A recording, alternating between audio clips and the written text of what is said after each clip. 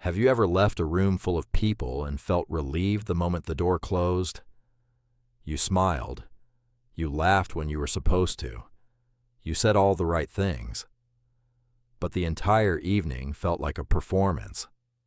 Then you finally reached silence, and instead of feeling lonely, you felt yourself return. Schopenhauer believed this experience could reveal something important about a person's inner life. As the mind becomes more reflective, ordinary conversation can begin to feel repetitive. Approval becomes less satisfying, and relationships maintained only through habit become more exhausting than solitude. But there is an uncomfortable truth hiding inside this preference. Solitude can be evidence that you no longer need constant validation. It can also become a sophisticated hiding place for someone who is terrified of being hurt again. From the outside, these two people look exactly the same. Both avoid crowds. Both protect their time. Both claim they are happier alone. But one has found freedom, while the other has built a prison and named it peace. In this video, we will explore 5 reasons intelligent people eventually choose solitude. And the final reason will help you recognize whether your own desire to be alone comes from inner strength or from a wound you have learned to call independence. The first truth is that the richer your inner world becomes, the less you depend on noise to make life feel meaningful. Most people hear the word intelligence and immediately think of test scores, academic achievement, or the ability to speak in complicated language. But the kind of intelligence that changes a person's relationship with solitude is quieter than that. It is the ability to remain interested in a question after everyone else has moved on. It is the habit of noticing patterns, imagining possibilities, and examining one's own reactions. It is not simply knowing more. It is having more places within yourself to go. Imagine 2 people whose plans are canceled on the same Saturday afternoon. The first person immediately feels a kind of panic. The empty hours appear enormous. They turn on the television, open several apps, and begin messaging people they do not especially want to see. Silence feels like a room with no furniture. There is nowhere for the mind to rest. The second person experiences the same canceled afternoon very differently. They make coffee. They return to a book they have been thinking about. They take a long walk without headphones and allow an unfinished idea to develop. Later, they write a page in a notebook, listen carefully to a piece of music, or work on something no one else may ever see. The afternoon does not feel empty. It feels available. The outer circumstance is identical. What differs is what each person carries within. This difference lies near the center of Schopenhauer's reflections on happiness. He divided the things that shape a life into 3 broad categories: what a person is, what a person has, and what a person represents in the eyes of others. Wealth belongs to what we have. Reputation belongs to what we represent. But temperament, health, imagination, character, and intellectual life belong to what we are.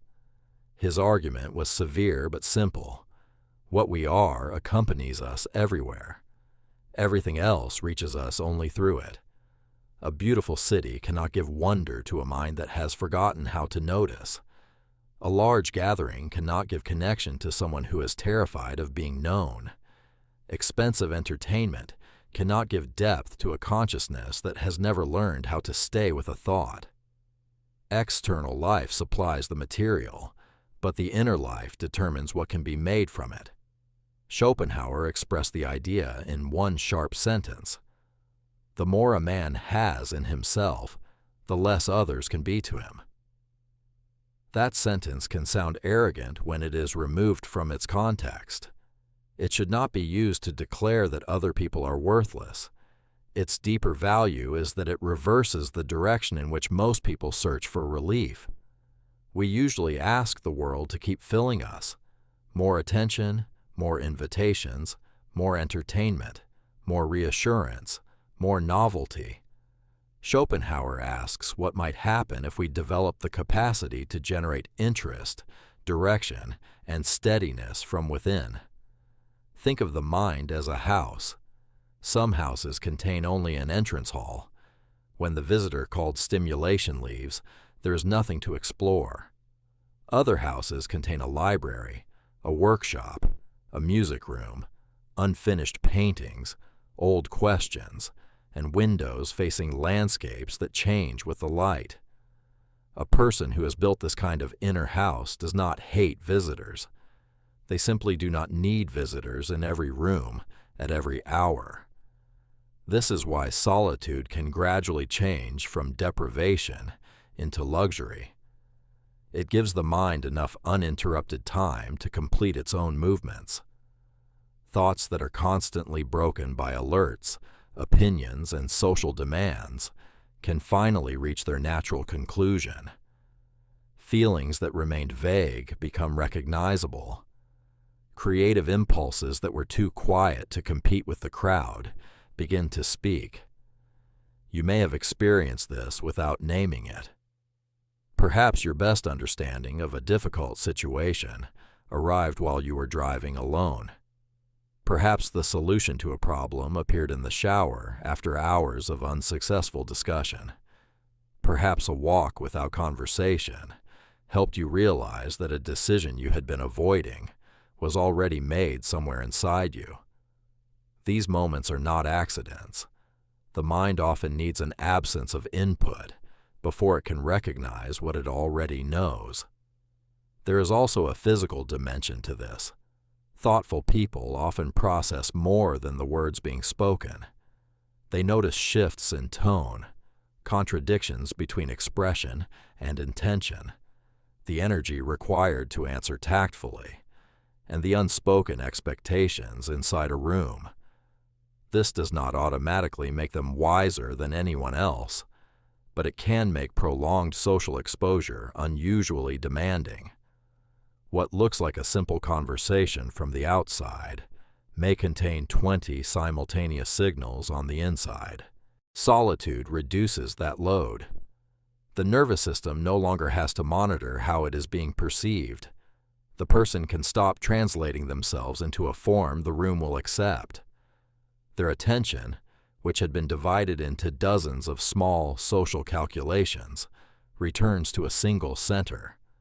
That return is the feeling described in the opening. You felt yourself return.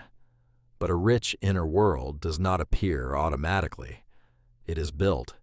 It develops through reading with attention, practicing a craft, studying nature, writing honestly, making things, asking difficult questions, and allowing experience to become understanding. Consuming endless information is not the same as developing an inner life. A crowded mind can still be an empty house if none of its contents have been examined. The practical question is not, how many people can I remove from my life? The better question is, what am I creating within the time I spend alone? If solitude contains only distraction, resentment, and escape, it will eventually feel hollow. But if it contains curiosity, observation, practice, and genuine rest, it begins to nourish you. You no longer use the external world as a machine that must constantly manufacture your state of mind. You become able to meet the world without demanding that it rescue you from yourself. This is the first reason reflective people often choose solitude. Silence is not empty when the person entering it has developed depth. But this creates another problem. The more clearly you hear your own mind, the more difficult it becomes to ignore how often social life asks you to silence it. The second truth is that society often rewards conformity more quickly than depth. Every group has an invisible agreement. It decides what can be discussed, how honestly it can be discussed, which emotions are acceptable, and how different a person is allowed to be before the atmosphere becomes uncomfortable. These rules are rarely written down. You learn them by noticing what receives laughter, what produces silence, and what causes people to exchange glances. At first, adapting to these rules feels harmless. You soften an opinion. You pretend to enjoy a conversation. You laugh because everyone else is laughing. You remain quiet when something important is being treated as trivial. None of these moments seems large enough to matter, but repeated often enough, they create a strange form of exhaustion. The body is present while the self remains backstage. Imagine a woman named Mara attending dinner with a group of longtime friends. She cares about them, and much of the evening is pleasant. But as the conversation continues, it settles into a familiar pattern. Gossip about people who are not there, complaints no one intends to solve, and stories everyone has heard before. Mara notices an impulse to redirect the conversation toward something real.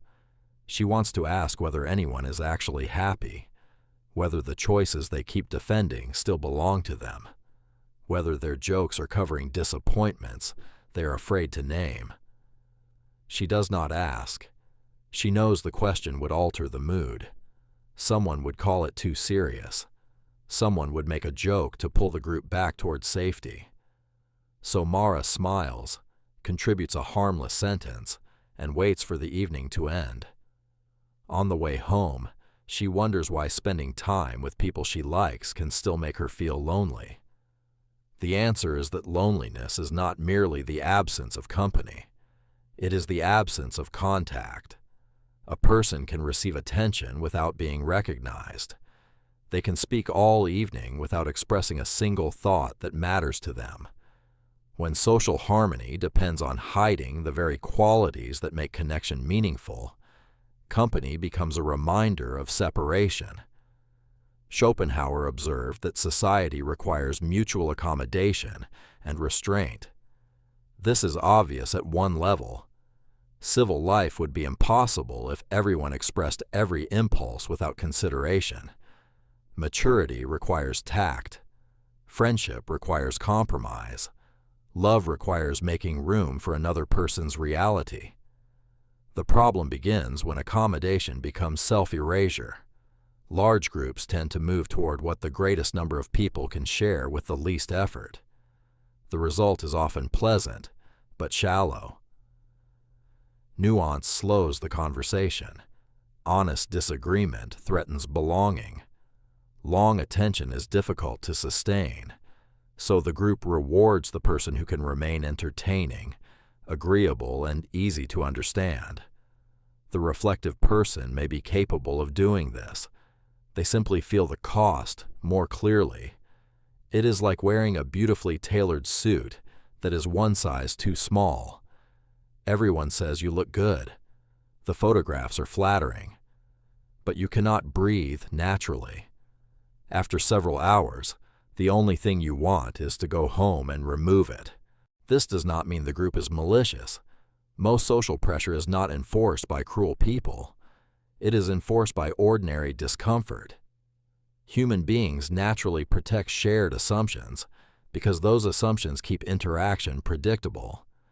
The person who asks a deeper question does not merely introduce a new topic.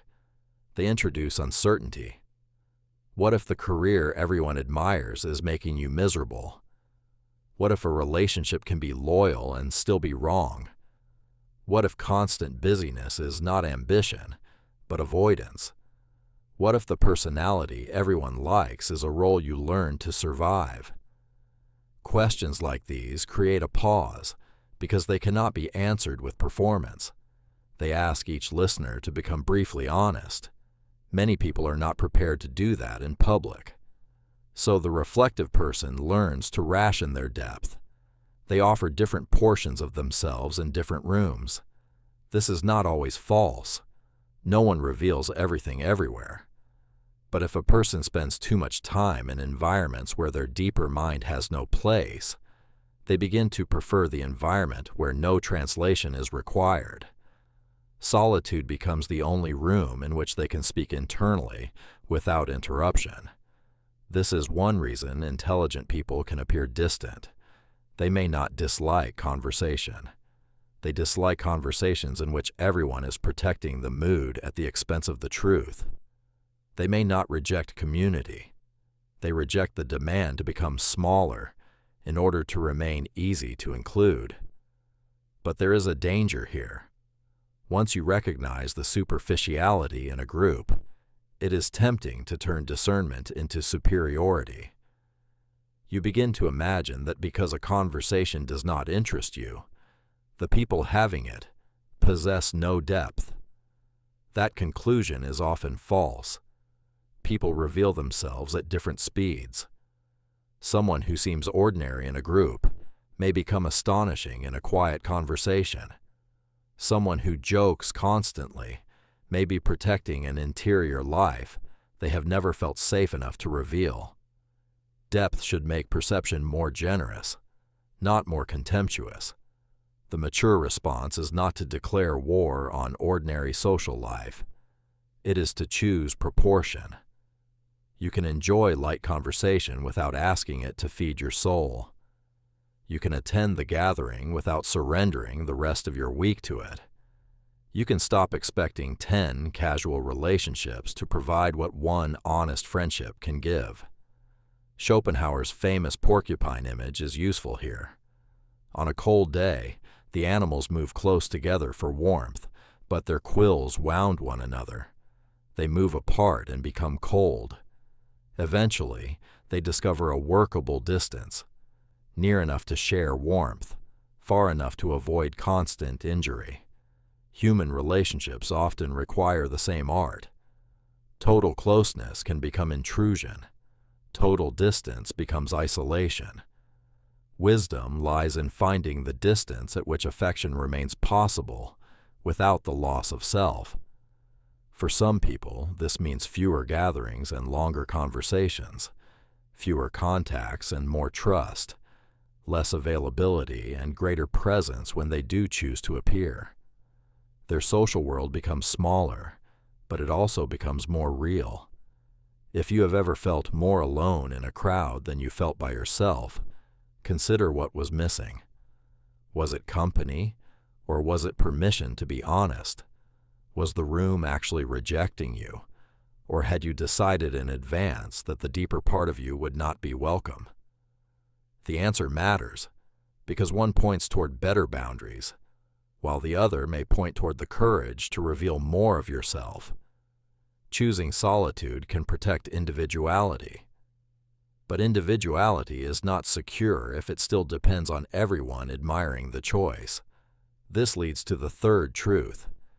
Even the person who withdraws from the crowd may still be controlled by the crowd's opinion.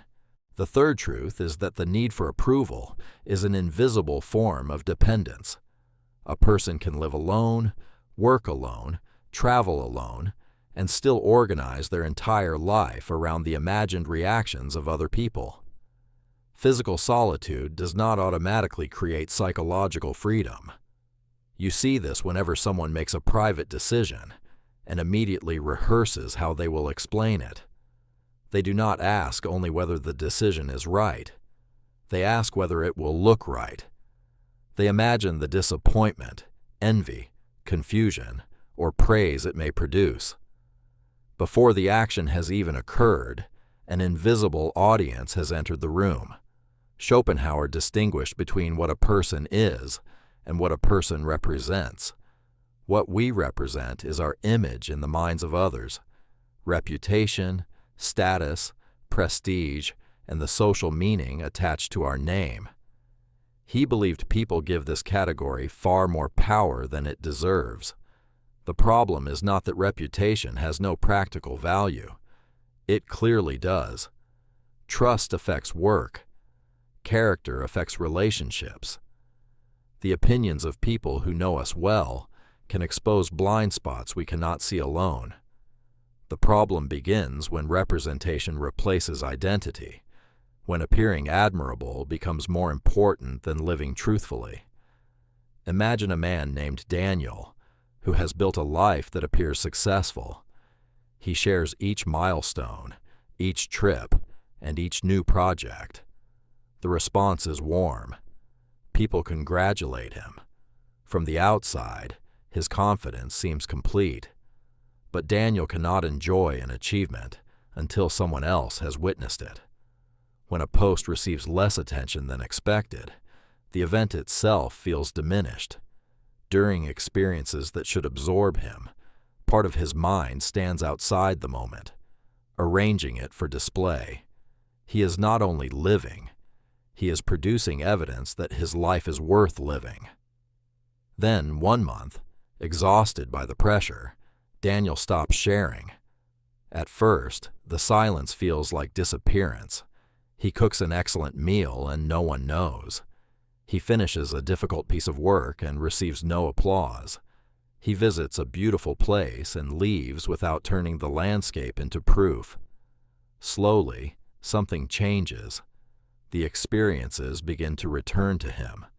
The meal tastes complete before it is photographed. The work becomes satisfying before it is praised. The landscape no longer needs witnesses. Daniel discovers that attention had not been adding value to his life. It had been teaching him to distrust value that arrived without attention. Approval operates like a rented mirror. It shows you an image, but the mirror belongs to someone else. At any moment, they can turn it away, distort the reflection, or offer it to another person. If your identity depends on that surface, your sense of self remains at the mercy of every changing room. This dependence is especially dangerous because it can imitate sociability. You may believe you miss certain people when what you miss is the confirmation they provide. You may believe you love a group when what you love is the role you occupy inside it. You may believe you are afraid of loneliness when you are actually afraid of existing without an audience. The intelligent person eventually notices this transaction. They recognize how much energy is spent managing impressions, appearing successful without seeming arrogant, independent without seeming cold, attractive without seeming desperate, knowledgeable without threatening anyone, happy without inviting resentment. Every identity constructed for approval requires maintenance. The more complicated the image, the more labor it demands. Solitude interrupts that labor. In a quiet room, there is no immediate reward for the performance. No one is impressed by your expensive vocabulary, your fashionable opinions, or your carefully controlled indifference. Without an audience, the performance begins to lose its purpose. What remains can feel frighteningly plain. This is why some people constantly broadcast their solitude. They want everyone to know how little they need anyone. The statement itself reveals the unresolved dependence. Genuine independence does not require continuous witnesses. It does not need to make loneliness look glamorous or turn boundaries into an identity. Real freedom appears when you can choose an action that fits your values, even if no one understands it, praises it, or ever finds out. Try a simple experiment. Do one meaningful thing this week and tell no one. Read something that changes you without posting the quotation.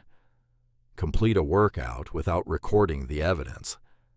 Help someone without converting the act into a story about your goodness. Spend an afternoon somewhere beautiful and allow the experience to vanish from every timeline except your own memory. Notice what happens inside you. If the action suddenly feels less real, do not condemn yourself. Simply observe how deeply external recognition has become connected to internal value. That recognition is the beginning of independence. There is another side to approval that is less obvious. Some people are controlled not by the desire to be liked, but by the desire to be disliked in a particular way.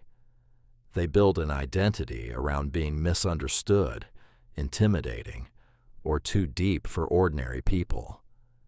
They reject the crowd, but the crowd still supplies the definition. Their rebellion remains a relationship of dependence. The opposite of conformity is not automatic disagreement. If you always take the opposing position, the group still determines where you stand. Freedom means being able to agree without submission and disagree without performance. This is where Schopenhauer's harshness can be both useful and dangerous. His suspicion of reputation helps expose how easily public opinion enters private judgment. But if that suspicion hardens into contempt, it creates a new performance. The superior outsider who needs everyone else to remain shallow so that his own depth feels secure. A strong inner life does not require the world to be foolish. It does not grow by reducing other people. It grows by becoming less dependent on comparison. Ask yourself 3 questions. What would I continue doing if no one could applaud it? What would I stop doing if no one could be impressed by it? And which decision have I delayed because I am trying to control how other people will interpret it? These questions move the center of gravity back inside you. They do not make other people's opinions irrelevant. They put those opinions in their proper place. Information to consider, not a court whose permission you must obtain. As approval loses its grip, solitude becomes easier. You no longer need constant reflection from the social mirror. But once the applause, distraction, and performance become quiet, another experience often appears. Boredom. The 4th truth is that solitude reveals whether you can live with yourself. Many people say they want peace, but what they actually want is pleasant stimulation without conflict. Peace is different. Peace removes the noise that has been preventing you from hearing what is already inside. At first, this can feel worse rather than better. Imagine a woman named Nia, who has spent years moving from one obligation to another. Her calendar is always full. She works with people, exercises with people, eats with people, and falls asleep while listening to voices through a screen. She describes herself as energetic and social. Then a quiet weekend arrives. No plans, no urgent work, no one available to meet. Within 30 minutes, Nia reaches for her phone. She moves from messages to news to short videos, not because anything interests her, but because stopping creates a pressure she cannot explain. Each time the room becomes silent, an old thought approaches, a decision she regrets, a relationship she knows is changing, a fear that her busy life may not be moving in a direction she actually chose. Nia calls this boredom, but boredom is sometimes the name we give to feelings that have been waiting behind stimulation. Schopenhauer treated boredom as one of the central difficulties of human life. When immediate needs and desires stop demanding our attention, we are thrown back upon our own consciousness. If that consciousness contains no living interest, the empty time becomes painful. We search for excitement, not because the world has offered something meaningful, but because we are trying to escape the weight of our own unoccupied mind. Modern life has made that escape astonishingly easy. A person can prevent almost every unstructured second. The elevator, the grocery line, the walk to the car, the final minutes before sleep. Each interval can be filled before a thought has time to form. We have nearly eliminated waiting, but we may also have eliminated the spaces in which experience becomes reflection. Silence is like clear water in a glass. When the glass is constantly shaken, the sediment remains everywhere, and the water appears permanently cloudy. Set it down long enough, and the sediment begins to settle. For a while, you may see more dirt, not less. The material was always present. Stillness simply makes it visible. This is why the first stage of solitude can be restless. You encounter unfinished conversations, envy you disguised as ambition, grief you convert into productivity, and desires that do not match the life you are maintaining. None of this means solitude is harming you. It may mean the anesthesia is wearing off. But we should be precise. Not every difficult thought becomes wisdom simply because it occurs in silence. Solitude can produce reflection, but it can also produce rumination. Reflection moves. It examines a thought, tests it, places it in context, and eventually reaches a clearer understanding or a useful action. Rumination circles. It repeats the same accusation without creating new information. Healthy solitude needs structure. You might walk while holding one honest question. You might write until a vague feeling becomes a specific sentence. You might read a demanding book slowly enough to argue with it. You might work with your hands so that the body has a rhythm while the mind reorganizes itself. You might sit without input for 20 minutes, not to force serenity, but to observe what repeatedly asks for attention. The goal is not to become perfectly comfortable with every hour alone. Human beings are relational. We need affection, challenge, cooperation, and the corrective vision of people who see what we miss. The goal is to stop treating your own company as an emergency. Schopenhauer wrote, "A man can be himself only so long as he is alone." Taken literally, the sentence is too absolute. We also become ourselves through love, conflict, responsibility, and community. But the sentence captures something psychologically real. In solitude, many social consequences temporarily disappear.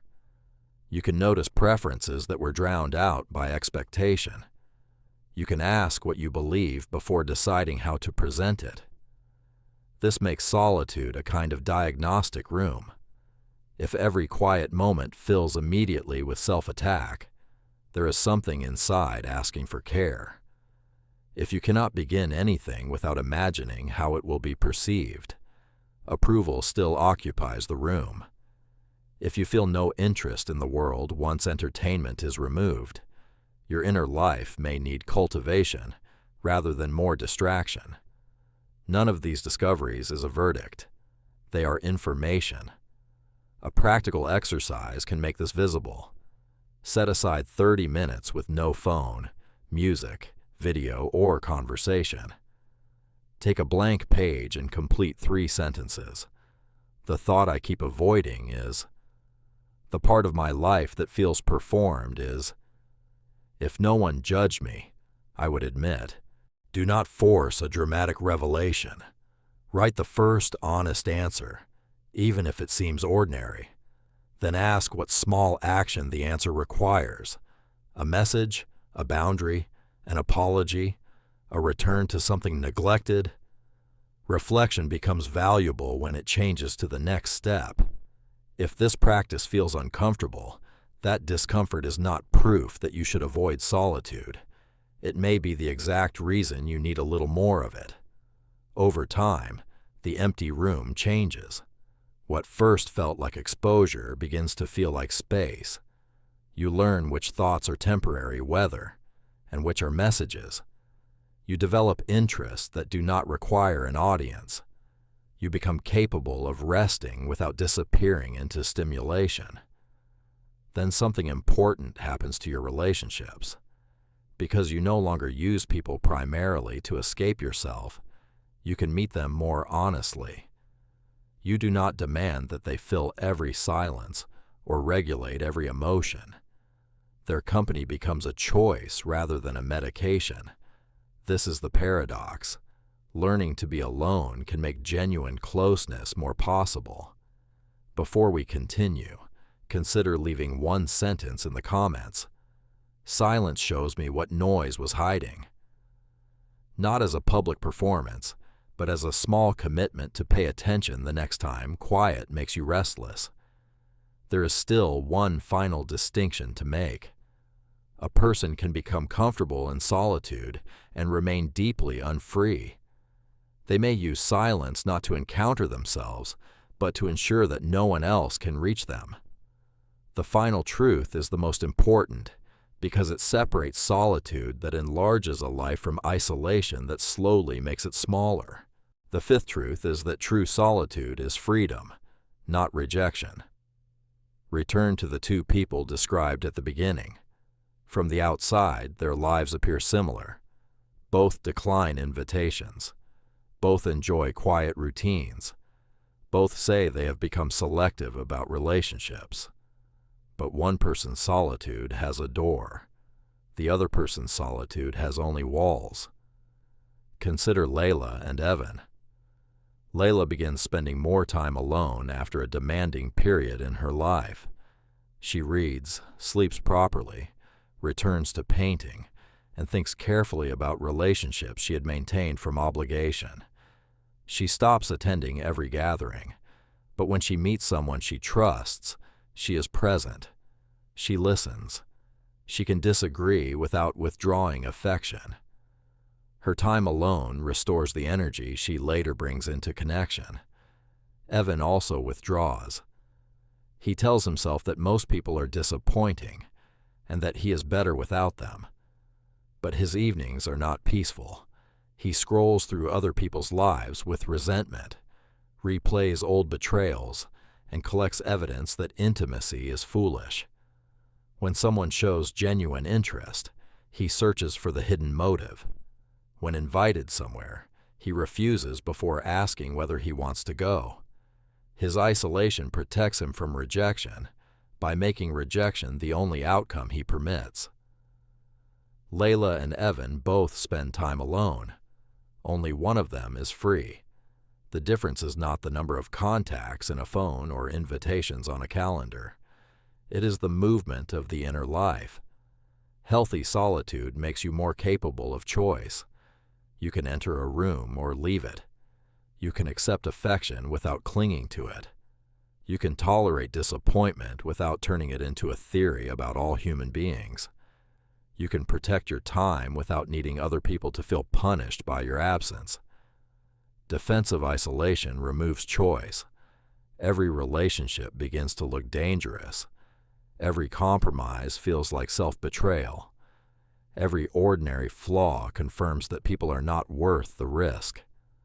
The person calls this discernment, but the decision was made before the evidence arrived. Intelligence can make this defense especially convincing. A clever mind can produce elegant arguments for any fear. It can call avoidance independence, numbness, peace, contempt standards, and loneliness superiority. The more articulate the explanation, the harder it becomes to recognize the wound beneath it. This is why the final test of solitude is not how sophisticated your reasons sound. It is what solitude is doing to your capacity to love. Are you becoming calmer or merely harder? More honest or more suspicious? More selective or completely unreachable? Does time alone renew your curiosity about life, or does it feed a private courtroom in which everyone who hurt you is tried again each night? Schopenhauer often wrote about society with extraordinary severity. His criticism can feel liberating to anyone exhausted by performance and shallow approval. But wisdom requires us to examine the limits of his temperament, as well as the strength of his insight. A philosophy of solitude becomes dangerous when it gives wounded pride a permanent home. The purpose of boundaries is not to prove that no one deserves access. It is to make healthy access possible. Think again of the porcupines. The lesson is not that they should remain forever scattered across the frozen ground. They need warmth, but they also need distance. Their task is to discover a form of closeness that does not require continuous injury. Human intimacy works the same way. We do not need to choose between constant exposure and permanent exile. We can develop relationships with rhythm, closeness and space, conversation and silence, giving and recovery. The mature person does not demand perfect safety before participating. They learn which risks are meaningful and which patterns are genuinely destructive.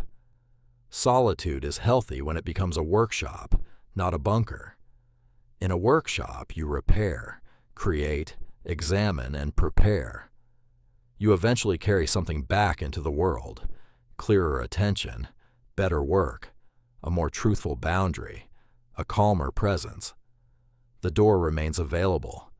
In a bunker, the purpose is permanent defense. Nothing new is allowed to enter. The supplies become stale. The world outside becomes more frightening because it is encountered only through imagination. Ask yourself whether your solitude has produced anything that can be shared, not necessarily publicly. Perhaps it has produced patience for one difficult conversation. Perhaps it has helped you understand an old reaction, create a piece of music, or become less dependent on immediate reassurance. Perhaps it has given you the courage to return to people without performing. If nothing is growing, the solitude may need a door. This does not mean forcing yourself into environments that repeatedly harm you. It means refusing to let past harm make every future connection impossible. One trustworthy relationship can be enough to challenge the belief that all closeness demands self-erasure. One honest conversation can do more than 50 evenings of polite performance. There is another sign of healthy solitude. You do not need to advertise it as evidence of intelligence. The title of this video speaks about intelligent people because Schopenhauer explicitly connected intellectual life with the capacity to enjoy solitude. But the moment this idea becomes a badge of superiority, it loses its value. Wanting to be alone does not prove intelligence. Some people choose solitude to think. Others choose it to avoid being challenged. Some highly intelligent people are deeply social. Some isolated people are simply isolated.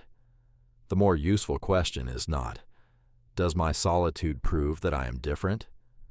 It is, does my solitude help me become more awake, more capable, and more free?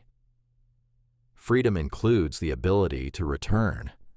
You are free when you can enjoy your own company without making the company the enemy. You are free when approval feels pleasant, but unnecessary. You are free when you can leave a shallow room without assuming every room will be shallow. You are free when you can risk being known without rebuilding the performance you escaped. This freedom is quiet. It does not need dramatic declarations. It appears in the person who turns down an invitation without inventing an excuse and accepts another without fearing the loss of independence. It appears in the person who spends a weekend alone and does not need to make that choice visible. It appears in the person who can sit across from one trusted friend and allow silence to exist between them without rushing to fill it. If you are uncertain whether your solitude is freedom or protection, use 4 tests. First, the test of choice. Can you enter connection when you genuinely want it, or does fear make the decision before you do? Second, the test of renewal. After time alone, do you feel clearer and more alive, or more bitter and numb? Third, the test of creation. Does solitude help you build understanding, skill, health, or meaningful work, or does it only help you repeat old grievances? Fourth, the test of openness. Can a trustworthy person still surprise you, or have you decided in advance that no one is worth knowing? Your answers do not need to be perfect. Solitude can contain both strength and hurt. Most human choices do. The goal is not to eliminate every defensive motive. It is to become conscious enough that the wound no longer disguises itself as destiny. Perhaps this is the deepest lesson behind Schopenhauer's praise of solitude. The person who can remain alone is less easily controlled by fear of exclusion. They do not have to trade every conviction for acceptance. They can wait for relationships that permit both warmth and individuality. But their greatest achievement is not separation from humanity. It is the recovery of choice. They can be alone without feeling abandoned. They can be with others without abandoning themselves. Schopenhauer's philosophy of solitude is compelling because it exposes a dependence most people rarely question, the belief that life must be continuously validated from outside. As your inner world develops, silence can become richer. As you recognize the cost of conformity, fewer relationships may become more meaningful. As approval loses its authority, you can act without turning every experience into evidence. And as you learn to remain with yourself, boredom can become a doorway into reflection. But the final distinction changes everything. Solitude is not automatically wisdom. It becomes wisdom when it makes you freer, free to think, free to create, free to choose your relationships, and free to return to the world without performing for it. The goal is not to need no one. The goal is to stop needing everyone to confirm who you are. If this video helped you understand your relationship with solitude, press like and subscribe for more explorations of philosophy, psychology, and the hidden patterns shaping modern life. And before you leave, ask yourself one final question. When the door closes and the room becomes quiet, do you feel yourself returning, or do you feel yourself disappearing? The answer may reveal whether your solitude has become a home or a prison.